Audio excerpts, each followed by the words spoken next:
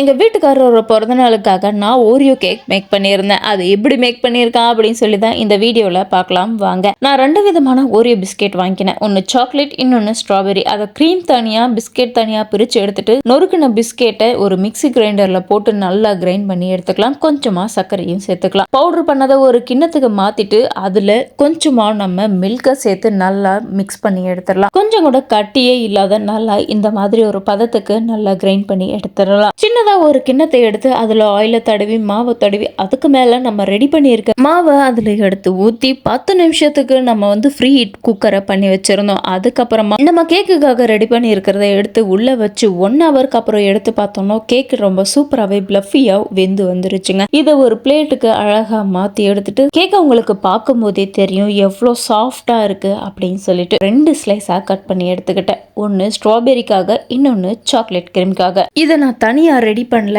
இந்த பிஸ்கெட்ல வந்த கிரீமை வச்சே நான் இதை செய்யறேன். ஃபர்ஸ்ட் நம்ம சுகர் சிரப்பை மேல ஊத்திக்கலாம். அதுக்கு மேல முதல்ல நம்ம சாக்லேட் கிரீமை ஊத்திட்டு அதுக்கப்புறமா இன்னொரு ஸ்லைஸை எடுத்து வச்சு அதுக்கு மேல சுகர் சிரப்பை ஊத்திட்டு நம்ம ஸ்ட்ராபெரி கிரீமை எடுத்து ஊத்திக்கலாம். அதுக்கு மேல ஃபைனல் டச்சா நம்ம கொடுத்துடலாம். இன்னொரு ஸ்லைஸை எடுத்து வச்சு அதுக்கு மேல நம்ம டேரி மில்கை மெல்ட் பண்ணி வச்சிருந்தோம். அதை மேல நல்லா ஃபுல்லா கவர் ஆகுற மாதிரி ஊத்தி விட்டுட்டு அதுக்கு மேல அந்த ஸ்ட்ராபெரி கிரீம் இருந்துச்சு இல்லையா, அதை நான் குட்டி குட்டியா ரவுண்ட் பால் மாதிரி பண்ணி எடுத்துக்கிட்டேன். அதை மேல 4 வச்சுட்டு அதுக்கு மேல நம்ம செர்ரி பழத்தை வச்சுட்டோம். அவ்வளவுதாங்க, கேக் ரெடி ஆயிடுச்சு. அவுட்புட் எப்படி இருக்குன்னு சொல்லி மறக்காம கமெண்ட் பண்ணிடுங்க. இதை நான் எங்க வீட்டுக்காரரோட பிறந்த நாளுக்காக சர்ப்ரைஸா இதை நான் ஸ்பெஷலா செஞ்சு கொடுத்துருந்தேன். நான் நினைச்சு கூட பார்க்கலங்க அந்த அளவுக்கு எனக்கு ரிசல்ட்டை கொடுத்துருந்தாங்க. பாருங்க, நல்லா ஜூஸியா டெண்டரியா இருக்கு. நீங்களும் ட்ரை பண்ணி பாருங்க. மறக்காம கமெண்ட்ஸ்ல தெரிவிச்சிருங்க.